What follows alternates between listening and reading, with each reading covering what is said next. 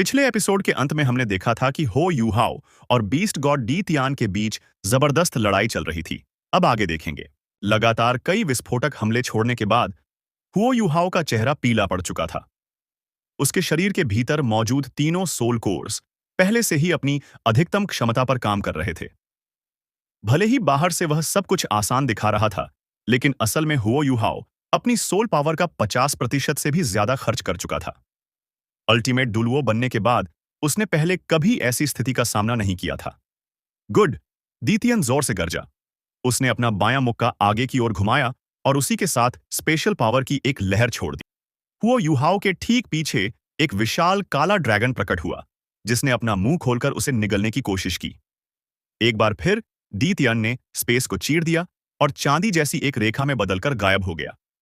शक्तिशाली बाइंडिंग और कोरोसिव ताकतें हुओ यूहाओ के शरीर में घुसने लगीं, लेकिन वे तुरंत ही बेअसर हो गईं, क्योंकि एब्सोल्यूट जीरो के प्रभाव से वे पल भर में जम गईं। जब हुओ यूहाओ ड्रैगन के सिर से बाहर निकलने ही वाला था, तभी वह अचानक हवा में घूम गया और बहुरंगी रोशनी उसके शरीर को छूती हुई निकल गई। हुओ यूहाओ ने महसूस किया कि उसके शरीर का वह हिस्सा सुन्न हो गया है। उस रोशनी के भीतर मौजूद पागलपन भरी ऊर्जा ने उसके पूरे शरीर को घुमा दिया। एब्सोल्यूट जीरो का तापमान भी किसी तरह डीतियान के इस हमले को प्रभावित नहीं कर पा रहा था। इसी क्षण हुओ यूहाओ को ड्रैगन गॉड्स क्लॉ की असली ताकत का एहसास हुआ। उसके भीतर किसी बेहद भयानक एब्सोल्यूट पावर के साथ साथ तत्वीय ऊर्जा की लहरें भी मौजूद थीं।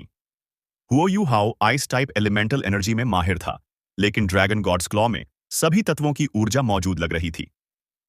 Water, fire, earth, wind, light, darkness और स्पेशियल टाइप ऊर्जा की लहरें एक साथ प्रकट हुईं।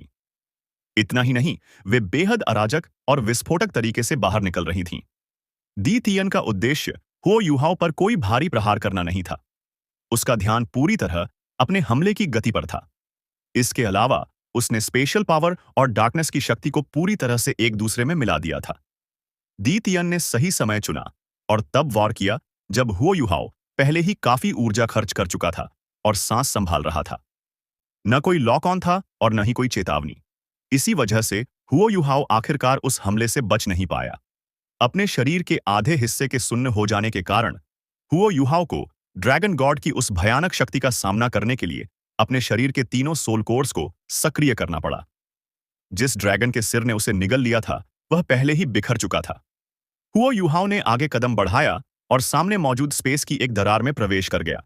इस तरह वह अपने ऊपर आने वाले अगले हमलों से बचने में सफल रहा। स्पेस लगातार चमक रहा था, क्योंकि दोनों लगातार प्रकट हो रहे थे और एक दूसरे से टकरा रहे थे। हर टकराव के बाद डीतियन और हुओ यूहाओ एक दूसरे से एक अलग हो जाते थे और रोशनी की चमक आसपास की हवा को रोशन कर देती थी। अगर कोई ग्रेट स्टार डू फॉरेस्ट के ऊपर आसमान की ओर देखता, तो उसे पूरा आसमान विकृत और मरोड़ा हुआ दिखाई देता। आसमान के रंग तेजी से बदल रहे थे, कभी चमकदार सुनहरा, कभी गहरा काला और कभी इंद्रधनुषी रंग। भले ही दोनों के बीच हजारों 10,000 मीटर की दूरी हो सकती थी, लेकिन ग्रेट स्टार डॉ फॉरेस्ट का हर सोल बीस्ट इस समय हिलने की हिम्मत नहीं कर रहा था। ग्रेट स्टार डॉ फॉरेस्ट के कोर रीजन के भीतर एमरल्ड स्वान, मिरियाड डीमन किंग, बेयर लॉर्ड और स्कारलेट किंग सभी यहां इकट्ठा थे। ऊपर मची हलचल पर सभी की प्रतिक्रियाएं अलग अलग थीं। बेयर लॉर्ड बार बार अपने डार्क गोल्डन टेरर क्लॉस को बाहर निकाल रहा था और वापस खींच रहा था। उसकी नजर बेहद क्रूर थी। दूसरी ओर मिरियड डीमन किंग किसी गहरी सोच में डूबा हुआ लग रहा था। स्कारलेट किंग और एमरल्ड स्वान दोनों ही डीतियन को लेकर बेहद चिंतित थे। आखिरकार वे उससे 10,000 मीटर की दूरी पर थे और चारों ही बेहद शक्तिशाली सोल बीस्ट्स थे। भले ही हुओ यूहाओ और डीतियन की लड़ाई के प्रभाव से वे दबे हुए थे, फिर भी वे हिलने डुलने में सक्षम थे। स्कारलेट किंग ने दहाड़ते हुए कहा, कौन है वह? मुझे किसी ऐसे व्यक्ति के बारे में नहीं पता जो बीस्ट गॉड से इतनी देर तक लड़ सके। एमरल्ड स्वान की आंखों में चमक आ गई। उसने कहा, मुझे लगता है डीतियन किसी इंसान से लड़ रहा है। मुझे ठीक ठीक नहीं पता वह कौन है, लेकिन जब मैंने डीतियन को एक इंसान के साथ आसमान की ओर जाते देखा, तभी मुझे इसका एहसास हुआ। इम्पॉसिबल। कोई इंसान डीतियन के बराबर ताकत कैसे रख सकता है? स्कारलेट किंग को एमरल्ड स्वान की बात पर यकीन नहीं हुआ। बेयर लॉर्ड ने हंसते हुए कहा, कहीं फिर से ईविल आई टायरेंट तो नहीं? मारियड डीमन किंग ने उसे डांटते हुए कहा, जरा दिमाग इस्तेमाल करोगे? वह अभी यहां आ ही नहीं सकता। वह तो उस तबाही की तैयारी में व्यस्त होगा जो उस पर आने वाली है। जब तक वह 8 लाख साल के कल्टीवेशन स्तर तक नहीं पहुंच जाता, तब तक उसके पास डीतियन के खिलाफ कोई मौका नहीं है। बेयर लॉर्ड ने गुस्से में कहा, अगर उसने ब्रेक थ्रू कर ही लिया हो तो? बकवास, मिरियाड डीमन किंग ने जवाब दिया। लेकिन अगले ही पल उसका शरीर कांपने लगा। चारों सैवेज बीस्ट्स ने एक साथ आसमान की ओर देखा और उनके चेहरों पर अविश्वास के भाव उभर आए। जो आसमान पहले मरोड़ा हुआ था, वह अचानक साफ हो गया और उनकी आंखों के सामने एक रहस्यमयी रोशनी की लकीर चमकी। क्या वह सच में ईविल एम्परर है? एमरल्ड स्वान हांफते हुए बोली। मिरियड डीमन किंग की आंखें अविश्वास से फैल गईं। वह स्पेस टाइम लाइट है? उनके ऊपर का आसमान पूरी तरह किसी दूसरी दुनिया में बदल चुका था। हुओ युहाओ के माथे पर मौजूद आई ऑफ द असुरा एक गहरी और डरावनी चमक छोड़ रहा था। उस पल ऐसा लग रहा था जैसे वह जीवित हो गया हो। हुओ युहाओ से ज्यादा दूर नहीं, डीतियन की गति बेहद धीमी पड़ चुकी थी। आसपास का स्पेस और टाइम जैसे पूरी तरह जम गया हो। हुओ युहाओ की स्पिरिचुअल पावर फव्वारे की तरह फूट पड़ी और डीतियन का मानव रूप टूटने लगा। उसकी मानव त्वचा पर स्केल्स उभरने लगे। शुरुआत में वे स्केल्स चमकदार और दमकते हुए थे, लेकिन बहुत जल्दी उनकी सतह की रोशनी फीकी पड़ने लगी और वे उसके शरीर से झड़ने लगे। इसी क्षण डीतियन की आंखें अविश्वास से फैल गईं। वह हुओ युहाओ को घूरते हुए कांपने लगा। Space time light? तु, तुम स्पेस टाइम लाइट का इस्तेमाल कैसे कर सकते हो? डीतियन को अपनी आंखों पर यकीन नहीं हो रहा था। जब दोनों हवा में लगातार टकरा रहे थे और अपनी डेमी गॉड क्षमताएं, ड्रैगन गॉड्स क्लॉ और मॉर्निंग ड्यू डैगर छोड़ रहे थे, डीतियन ने एक बार फिर हुओ युहाओ पर प्रहार किया। लेकिन उसका हमला हुओ युहाओ के एब्सोल्यूट जीरो से रुक गया। इसके बाद डीतियन ने देखा कि हुओ युहाओ के आई ऑफ द असुरा से गहरी नीली रोशनी निकल रही है। उसकी पुतलियों की गहराई से अचानक गहरी नीली रोशनी की एक शक्तिशाली किरण फूट पड़ी। जब यह गहरी नीली रोशनी प्रकट हुई तो ऐसा लगा जैसे समय थम गया हो। डीतियान, जो हुओ युहाओ का पीछा करने ही वाला था, हवा में लगभग जड़ हो गया। आसपास का स्पेस टाइम अविश्वसनीय गति से सिकुड़ने लगा। वह गहरी नीली रोशनी बहुत धीरे धीरे बढ़ती हुई लग रही थी, लेकिन उसके साथ ही आकाश और धरती गहरी नीली हो चुके थे। उसी पल हर चीज नीली दिखाई देने लगी। स्पेस टाइम लाइट, यह ईवल आई टायरेंट की सबसे बड़ी त्रुप की चाल थी। उसी ताकत की मदद से वह कभी डीतियन से बचकर निकल पाया था। यह असल में स्पेस टाइम पावर थी, जो किसी की स्पिरिचुअल पावर के स्रोत से उत्पन्न होती थी। यह शक्ति सभी जीवों के स्पिरिचुअल पावर के स्रोत को छीन सकती थी, जिससे उनका स्रोत धीरे धीरे कमजोर होकर अंततः नष्ट हो जाता था। उस समय भले ही डीतियान ने ईविल आई टायरेंट को गंभीर रूप से घायल कर दिया था, लेकिन वह खुद भी स्पेस टाइम लाइट की चपेट में आ गया था। बीस्ट गॉड को उस वार से पूरी तरह उबरने में लगभग 1000 साल लगे थे। इससे स्पेस टाइम लाइट की भयानक ताकत साफ दिखाई देती थी। इस बार स्पेस टाइम लाइट फिर से प्रकट हुई थी, लेकिन अब इसे छोड़ने वाला हुओ युहाओ था।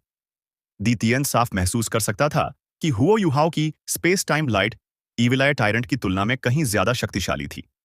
इसकी वजह यह थी कि हुओ युहाओ की स्पिरिचुअल पावर ईविल आई टायरेंट से कहीं ज्यादा मजबूत थी। आखिरकार हुओ युहाओ के पास ऐसी स्पिरिचुअल पावर थी जो एक डेमी गॉड के बराबर थी। उसका स्पिरिचुअल सोल कोर पहले ही डेमीगॉड स्तर पर पहुंच चुका था, ऐसा स्तर जिस तक डीतियन 7 लाख साल की कल्टीवेशन के बाद भी नहीं पहुंच पाया था। डीतियन को आखिरकार समझ आ गया कि हुओ युहाओ की ताकत सिर्फ मॉर्निंग ड्यू डैगर से नहीं आती थी। डीतियन सब कुछ समझ चुका था। उसे एहसास हो गया कि हुओ युहाओ के पास स्पेस टाइम लाइट होने की केवल एक ही वजह हो सकती है। हुओ युहाओ डीतियन से मिलने से पहले ईविल आई टायरेंट को ढूंढ चुका होगा और उसने ईविल आई टायरेंट को अपना सोल रिंग बना लिया होगा। कोई आश्चर्य नहीं कि उसे मुझे हराने का इतना भरोसा है। सही ही है। 3 सोल कोर्स, डेमी गॉड स्तर का spiritual soul core, demi god स्तर का मॉर्निंग ड्यू डैगर, उसका एब्सोल्यूट जीरो ऑरा और scythe of the frozen goddess. ऐसी हालत में उसे मुझ पर जीत का भरोसा न हो, यह कैसे संभव है? इस समय डीतियन की पुतलियां कई रंगों में चमक रही थीं। वह ड्रैगन गॉड्स क्लॉ से मिलने वाली सारी ऊर्जा को इकट्ठा कर रहा था। वह स्पेस टाइम लाइट के भीतर अपनी स्पिरिचुअल पावर के स्रोत को बिगड़ने से रोकने की कोशिश कर रहा था। लेकिन उसी क्षण डीतियान ने हुओ युहाओ के हाथ में एक छोटी सी नीली रोशनी देखी। वह रोशनी बहुत तेज नहीं थी, दरअसल वह उसकी उंगली के नाखून के नीचे फंसी हुई थी, लेकिन उसे देखते ही डीतियन के चेहरे पर निराशा छा गई। इसके बाद हुओ युहाओ की पुतलियां गहरी हो गईं। उसने अपनी आंखें बंद कर लीं, यहां तक कि आई ऑफ द आसुरा भी बंद हो गया। उसके हाथ में मौजूद नीली रोशनी अचानक बेहद तेज हो गई और उसकी चमक स्पेस टाइम लाइट से भी ज्यादा हो गई। क्योंकि डीतियन स्पेस टाइम लाइट में जकड़ा हुआ था, इसलिए वह हुओ युहाओ को रोक ही नहीं सकता था। इस समय हुओ युहाओ लगभग हेवन एंड अर्थ के साथ एक हो चुका था। अचानक हुओ युहाओ ने अपना हाथ घुमाया। नीली रोशनी तुरंत सिमट गई और एक क्रिस्टल जैसी नीली डैगर का रूप ले लिया। वह डैगर हवा में छोड़ी गई और आसमान में एक सुंदर नीली परवलयाकार रेखा बनाती हुई चमक उठी। डीतियन की आंखों में डर साफ दिखाई दे रहा था। जब उसने देखा कि वह डैगर स्पेस की परतों को कुचलती और भेदती हुई आगे बढ़ रही है, तो उसकी आंखें अविश्वास से फैल गईं। उस छोटी सी डैगर में हुओ युहाओ की पूरी स्पिरिचुअल पावर भरी हुई लग रही थी। डीतियन उस डैगर से निकलती डेमीगॉड ऑरा को साफ महसूस कर पा रहा था। डीतियन ने निराशा में अपना सिर झुका लिया। वह जानता था कि डैगर को देखते रहने का कोई मतलब नहीं है, क्योंकि वह उससे बच ही नहीं सकता था। बीस्ट गॉड ने नीचे फैले जंगल की ओर आखिरी बार लॉन्गिंग से देखा। वह सच में इस तरह जंगल को छोड़ना नहीं चाहता था।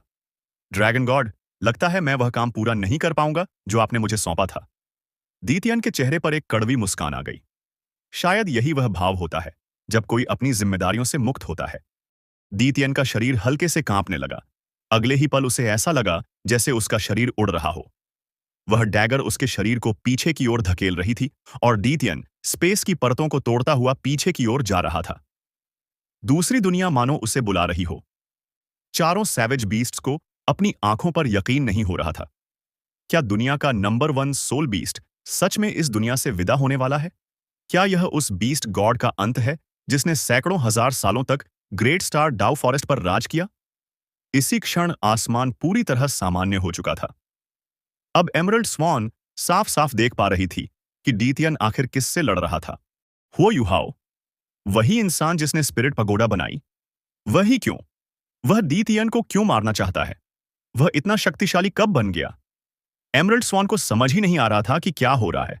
साथ ही जो कुछ हुआ था उसे देखकर उसका दिल बहुत दुखी हो गया।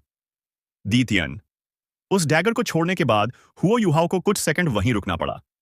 वह वार उसकी बहुत ज्यादा ऊर्जा खर्च कर चुका था। क्राइंग ग्वानियन, ग्वानियन स्टीयर, यह टैंग सेक्ट की सबसे शक्तिशाली हिडन वेपन टेक्निक थी। हुओ युहाओ ने ग्वानियन स्टीयर बनाने की कोशिश नहीं की, क्योंकि वह जानता था कि एक सामान्य ग्वानियन स्टीयर कभी भी डीतियन को नष्ट नहीं कर सकती। इसके बजाय उसने अपनी गोस्ट कार्विंग ब्लेड का इस्तेमाल किया, वह दूसरी ब्लेड जो रोंग नियनबिंग ने उसे दी थी। मुझे याद नहीं कि कभी किसी हथियार या हमले ने मुझे इस तरह भेदा हो। लाखों सालों की यादें डीतियन के दिमाग में बहने लगीं। इस समय हुओ युहाओ से हारने के बाद हर चीज जैसे अपना मतलब खो चुकी थी। जब डीतियन युवा था, तब ड्रैगन गॉड उससे बहुत स्नेह करता था। उसके बाद ड्रैगन गॉड गिर पड़ा और 2 ड्रैगन किंग्स में बदल गया। फिर ड्रैगन्स एक जाति के रूप में गिरने लगे। अब तक की सारी घटनाएं उसके दिमाग में किसी रिकॉर्डिंग की तरह चल रही थीं।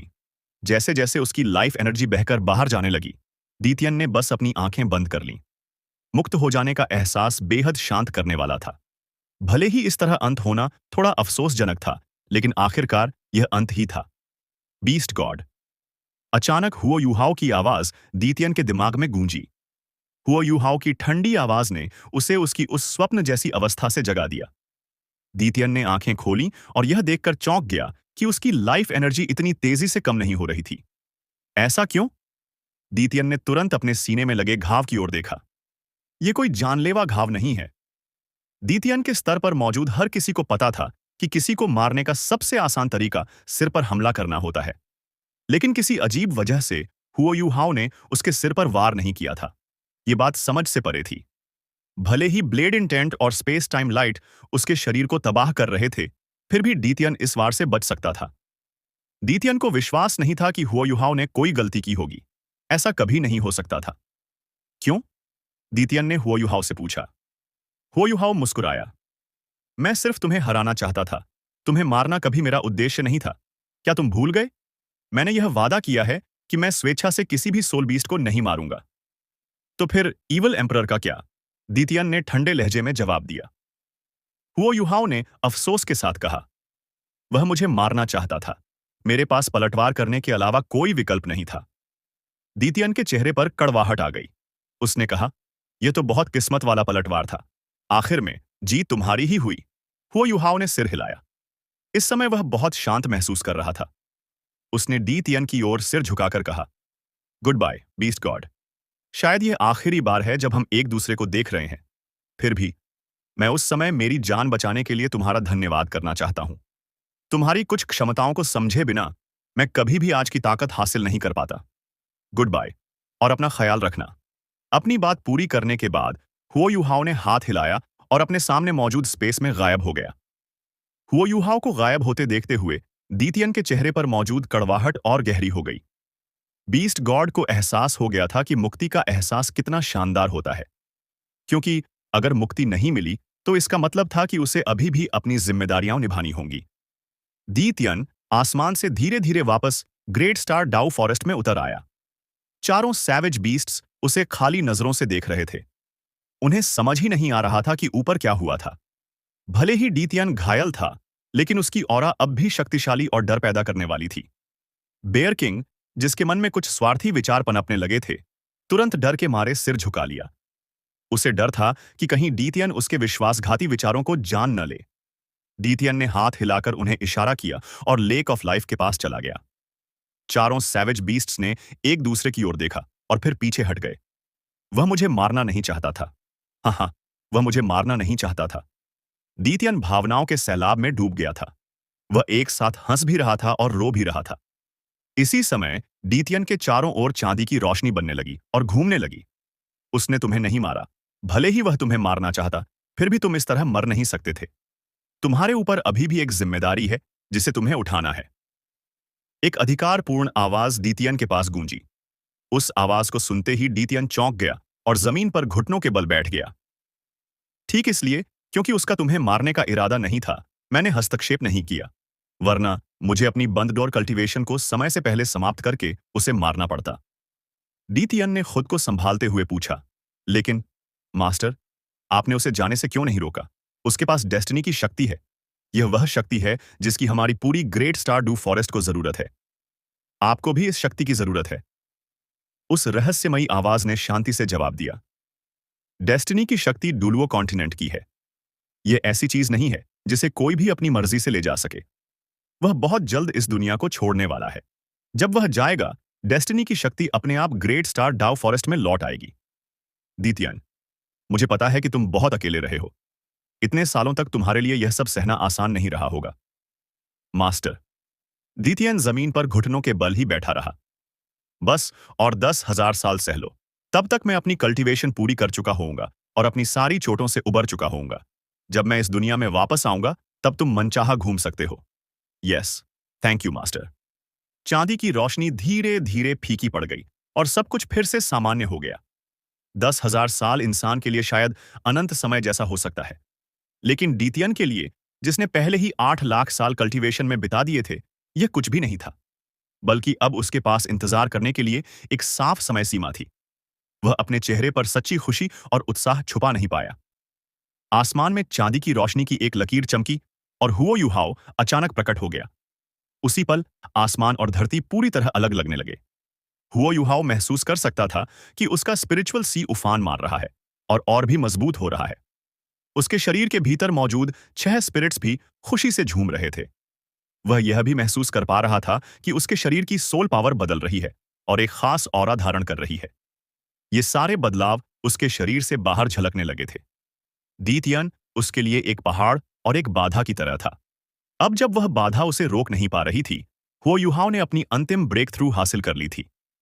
हुओ युहाओ ने आसमान की ओर देखा और अपनी बाहें फैला दी। इस समय उसे लगा कि हेवन एंड अर्थ बदल चुके हैं। उसकी स्पिरिट जैसे ऊपर उठ रही थी और किसी दूसरी दुनिया में प्रवेश कर रही थी। तुम सफल हो गए, बधाई हो युहाओ। एक कोमल आवाज उसके कानों में गूंजी।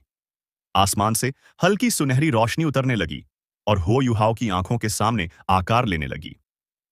रोंग नियन बिंग अब भी वही कपड़े पहने हुए था और यह देखकर खुश था कि हो युहाओ ने आखिरकार कर दिखाया। वह अच्छी तरह जानता था कि उसने कितना कठिन रास्ता तय किया था। हुओ यूहाओ ने उससे भी ज्यादा कठिन चुनौतियों पर विजय पाई थी। टीचर। हुओ यूहाओ ने आदर के साथ रोंग नियनबिंग को प्रणाम किया। अब जाकर उसे लगा कि वह सामने खड़े व्यक्ति को टीचर कहने के काबिल हुआ है। रोंग नियनबिंग मुस्कुराया और बोला, सच कहूं तो मैं तुम्हारा टीचर बनने के लिए सबसे उपयुक्त नहीं हूं। तुम्हारा टीचर कोई और होना चाहिए। मैं तो बस एक ऐसा व्यक्ति हूं जिसने मौके का फायदा उठाकर एक खजाना पा लिया। अगर मैं न होता तो शायद तुम्हें इतनी सारी परीक्षाओं से नहीं गुजरना पड़ता। फिर भी तुमने सब कुछ पार कर लिया। क्या तुम तैयार हो? यस। हुओ यूहाओ ने जोश से सिर हिलाया। वह पूरी तरह तैयार था। वह अपनी प्रिय पत्नी को खोजने जा रहा था। अब कोई भी चीज उसके दिल को रोक नहीं सकती थी। वह दूसरी दुनिया में उड़ने को बेताब था। वूटोंग, पता नहीं तुम उस दुनिया में कैसी हो। रोंग नियनबिंग ने सिर हिलाया और गंभीर भाव के साथ कहा, मैं गॉड ऑफ इमोशंस हूं। इंसानों के पास कई तरह की भावनाएं होती हैं। खुशी, गुस्सा, दुख और आनंद। इंसानों की दुनिया में मिलन और बिछड़न भरी होती है। हमेशा सकारात्मक और नकारात्मक भावनाएं रहती हैं। तुम्हें जिस शक्ति को नियंत्रित करना है वह इमोशंस की शक्ति है। अब समय आ गया है कि मैं तुम्हें हमारी दुनिया के बारे में और बताऊं। दुलुओ कॉन्टिनेंट, जहां तुमने अपनी पूरी जिंदगी बिताई है, एक ग्रह है। दुलुओ कॉन्टिनेंट के अलावा इस दुनिया में कई और ग्रह भी हैं। इन अलग अलग ग्रहों पर मौजूद सभी जीवों के पास किसी न किसी रूप में साइकोकिनेटिक एनर्जी होती है। जब यह ऊर्जा उनके शरीर से ऊपर उठती है तो मिलकर एक खास जगह बनाती है। यह जगह ग्रहों के दायरे से बाहर होती है, लेकिन फिर भी उनसे गहराई से जुड़ी रहती है। यह इंसानों द्वारा स्वतंत्र रूप से बनाई गई स्पेस की तरह होती है। इसलिए आमतौर पर सिर्फ इंसानों को ही इस रेल्म में प्रवेश की अनुमति होती है। इस जगह को गॉड रेल्म कहा जाता है। गॉड रेल्म में वे सभी मौजूद होते हैं जिन्होंने अपने ग्रहों की सीमाओं को पार कर लिया है। इसलिए उन्हें गॉड्स कहा जाता है। मैं खुद एक गॉड हूं। तंग वूतों के पिता भी ऐसे ही एक उदाहरण है। और स्पष्ट रूप से कहूं तो मैं तुम्हारे ग्रह दुलुओ कॉन्टिनेंट से नहीं हूं। दूसरी ओर तांग वूतों के पिता दुलुओ कॉन्टिनेंट से ही आए थे। दरअसल तुम्हें उनका नाम पहले से पता होना चाहिए। उनका नाम तंगसान है। तंगसान का नाम सुनते ही हुओ यूहाओ का शरीर हल्का सा कांप गया।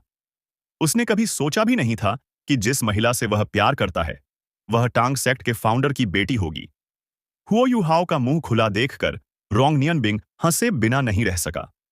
तांगसान दुलुओ कॉन्टिनेंट से आया था और वह हमेशा उसके बारे में चिंतित रहता है। तंग वूतोंग उसकी बेटी है। तांगसान अपनी बेटी से बहुत प्यार करता है, इसलिए उसने उसे डुलुओ कॉन्टिनेंट पर कल्टीवेशन के लिए आने दिया।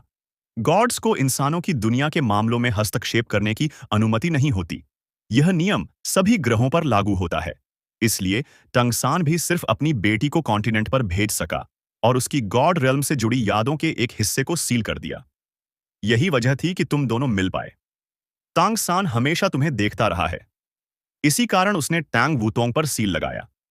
दरअसल उसने अपनी बेटी में रखे गए थोड़े से डिवाइन सेंस के जरिए तुम्हारी ग्रोथ को सकारात्मक रूप से प्रभावित किया है। तुम जिन परीक्षाओं और कठिनाइयों से गुजरे हो उनमें से कुछ असल में टांगसान ने गॉड रेल्म की ओर से तुम्हारे लिए तय की थी। अगर ऐसा न होता तो तुम्हारे लिए यह सफर कहीं ज्यादा आसान होता। क्या तुम्हें यिनयांग लव क्वेरिंग वैली याद है? वह उन परीक्षाओं में से एक थी जिनके जरिए यह परखा गया था कि तुम गॉड बनने के योग्य हो या नहीं। उसी समय मैंने तुम में वह क्षमता देखी थी और तय किया था कि मैं चाहता हूं कि तुम मेरा गॉडली सीट संभालो। क्योंकि टैंगसान गॉड रेल्म में हो रही कुछ घटनाओं में उलझा हुआ था और तुम्हें नजदीक से देख नहीं पा रहा था, इसलिए मुझे मौका मिल गया और मैंने चुपके से तुम्हें अपना गॉडली सीट सौंपने की व्यवस्था कर दी। इसी वजह से तुम्हें उसके किए के लिए उसे दोष नहीं देना चाहिए। अगर उसने तुम्हारे रास्ते में ये चुनौतियां न रखी होती तो तुम आज जो बने हो वह कभी नहीं बन पाते। सच कहूं तो तुम्हारे विकास में उसका योगदान मुझसे भी कहीं ज्यादा रहा है। रोंग नियनबिंग की बातें सुनते हुए हुओ यूहाओ ने बीती हुई घटनाओं को अपने दिमाग में बहने दिया। जो बातें पहले समझ में नहीं आती थीं, अब वे साफ होने लगी थीं। इसीलिए यिन यांग लव क्वेरिंग वैली में मुझ पर उस शक्तिशाली सुनहरे अस्तित्व ने हमला किया था। इसीलिए वूटोंग पर ऐसा सील लगा हुआ है जो मुझे उसके साथ निकट होने से रोकता है। इसीलिए क्लियर स्काई सेक्ट लौटने के बाद वूटोंग अचानक गायब हो गई थी। किंवदंती थी कि क्लियर स्काई सेक्ट की स्थापना भी टंगसन ने ही की थी, जो टंग सेक्ट के फाउंडर थे। अब जब सब कुछ अपनी जगह पर बैठ रहा था, हुओ यूहाओ आखिरकार सब समझ गया। तंग वूटोंग वास्तव में तांग सान की बेटी थी। तांग सान उसका होने वाला ससुर इतने समय से उसकी परीक्षा ले रहा था। रोंग नियनबिंग ने आगे कहा, गॉड रियल्म के भीतर भी गॉड्स को अलग अलग स्तरों में बांटा गया है। गॉड रियल्म के 5 सबसे शक्तिशाली गॉड्स मिलकर जुडिशियल कमिटी बनाते हैं। इनमें 2 गॉड किंग्स होते हैं, गॉड ऑफ काइंडनेस और गॉड ऑफ ईविल। इसके अलावा 3 एनफोर्सर्स होते हैं, god of Asura, god of annihilation और गॉड ऑफ लाइफ। तेंगसान इन्हीं एनफोर्सर्स में से एक है, गॉड ऑफ आसुरा। इस समय दोनों गॉड किंग्स किसी दूसरे ग्रह पर रिबॉर्न होने गए हुए हैं। वे बदलती हुई मानवीय जिंदगी का अनुभव करना चाहते थे।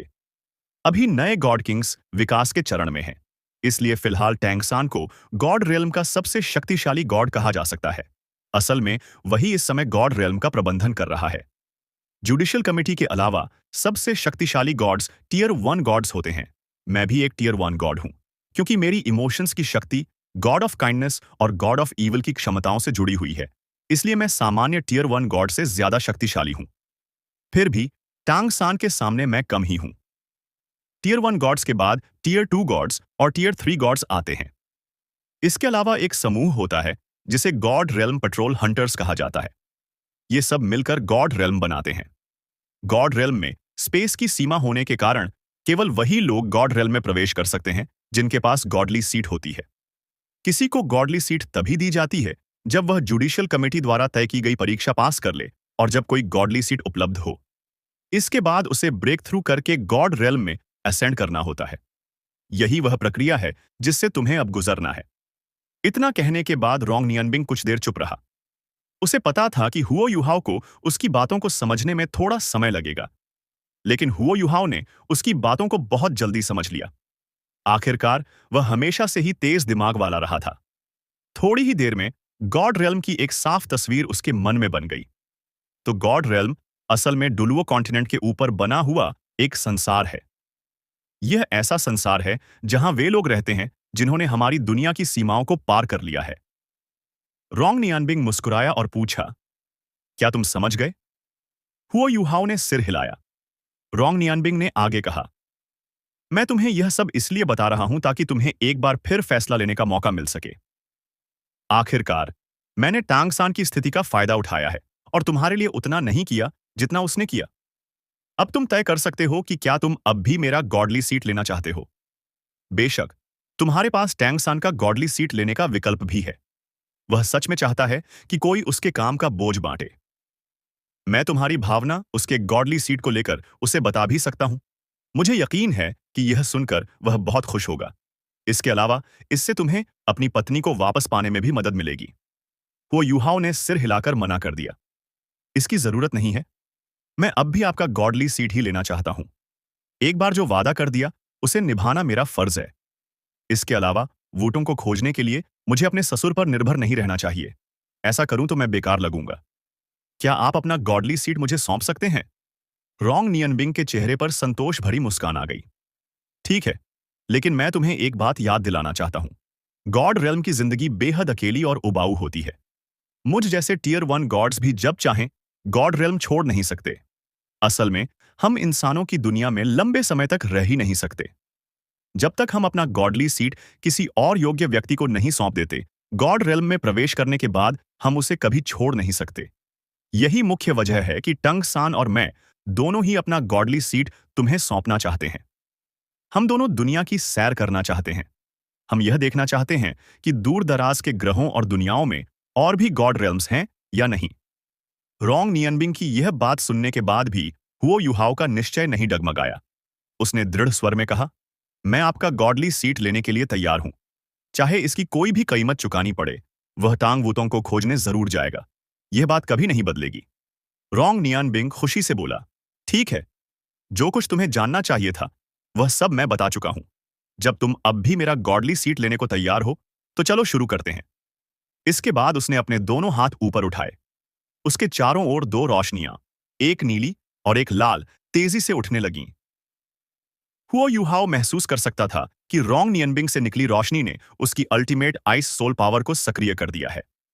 उसी पल उसे वही एहसास हुआ जब उसने पहले गोस्ट कार्विंग ब्लेड छोड़ी थी और हेवन एंड अर्थ के साथ एक हो गया था। रोंग नियनबिंग ने हाथ हिलाया और आसपास का दृश्य धुंधला और अवास्तविक होने लगा। पलक झपकते ही वे दोनों सितारों से भरे एक आकाश में पहुंच गए। रोंग नियनबिंग लगातार बर्फीली नीली और आग जैसी लाल रोशनी हुओ युहाओ के शरीर में भेज रहा था। इस समय हुओ युहाओ महसूस कर सकता था कि उसका पूरा शरीर मजबूत हो रहा है। उसके शरीर के भीतर मौजूद तीनों सोल कोर्स पहले कभी न देखी गई गति से घूमने लगे थे।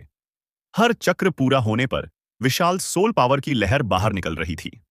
रोशनी की धाराएं हवा में उड़ने लगीं और हुओ युहाओ के चेहरे पर एक रहस्यमयी भाव बनने लगा। सितारों जैसी रोशनियां ऊपर से उतरकर उसके शरीर पर गिरने लगीं।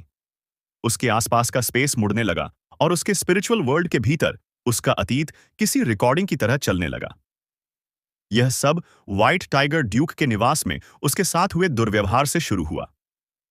फिर स्काई ड्रीम आइसवर्म से मिलने और मिलियन योर सौ रिंग को एब्जॉर्ब करने तक पहुंचा। इसके बाद श्रेक एकेडमी में तांग वुतोंग से मिलने की घटनाएं दिखाई दी। डोलुओ कॉन्टिनेंट पर उसके साथ जो कुछ भी हुआ था वह सब फिर से उसकी आंखों के सामने चल रहा था। इस छोटे से पल में उसने अपनी पूरी जिंदगी दोबारा जी ली। कुछ देर बाद हुओ युहाओ ने फिर से आंखें खोली और सामने मुस्कुराते हुए रोंग नियनबिंग को देखा। रोंग नियनबिंग को देखते हुए हुओ युहाओ की पुतलियों का रंग हल्का पड़ने लगा। ऐसा लग रहा था मानो वह परिपक्व हो गया हो और ब्रह्मांड के नियमों को और गहराई से समझने लगा हो। उसके शरीर की ऊर्जा और शक्ति पूरी तरह बदल रही थी। उसके तीनों सोल कोर्स पिघलने लगे क्योंकि उसके भीतर की अल्टीमेट आइस, स्पिरिचुअल पावर और स्पेशल पावर आपस में मिल रही थीं। एक बिल्कुल नई शक्ति जन्म ले रही थी। उसका स्पिरिचुअल सी शुद्ध सुनहरे रंग में बदलने लगा। उसकी स्पिरिचुअल सेंस धुंधली और दिव्य होने लगी क्योंकि इलेक्ट्रोलक्स से उसने जो डिवाइन सेंस कभी महसूस की थी वह उसके स्पिरिचुअल सी से फैलने लगी। इस समय उसके अस्तित्व का हर पहलू मजबूत हो रहा था। रोंग नियनबिंग ने हाथ उठाए और उसके सिर के ऊपर एक रहस्यमयी मुकुट प्रकट हुआ। उस मुकुट के दो रंग थे, बर्फीला नीला और आग जैसा लाल। मुकुट से रहस्यमयी तरंगें निकल रही थीं। हुओ युहाओ ने अपने भीतर की भावनाओं, खुशी, गुस्सा, दुख, आनंद, प्रेम, नफरत और घृणा को बदलते और सक्रिय होते हुए महसूस किया। हुओ युहाओ के शरीर पर मौजूद मॉर्निंग ड्यू डैगर नीली रोशनी में बदल गई और वापस रोंग नियनबिंग के पास लौट आई। रोंग नियनबिंग की 7 डैगर्स 7 अलग अलग भावनाओं का प्रतीक थीं। हुओ युहाओ को अपना गॉडली सीट सौंपने के लिए रोंग नियनबिंग को पहले उससे अपनी शक्ति वापस लेनी थी। ये 7 daggers water, fire, earth, wind, light, darkness और स्पेशल तत्वों का प्रतिनिधित्व करती थीं। ये सातों daggers Rong Nianbing, god of emotions, की थीं। ये सातों गॉडली डैगर्स 7 अलग अलग रंगों में चमक रही थीं, जो 7 अलग अलग भावनाओं का प्रतीक थीं। अचानक मॉर्निंग ड्यू डैगर बर्फीली नीली रोशनी की आकृति में बदल गई और तेजी से हुओ युहाओ की ओर बढ़ी। नीली रोशनी चमकते ही हुओ युहाओ का शरीर कांप उठा। उसके दिल में गहरी उदासी उमड़ आई। यह सौरो थी, 7 भावनाओं में से एक।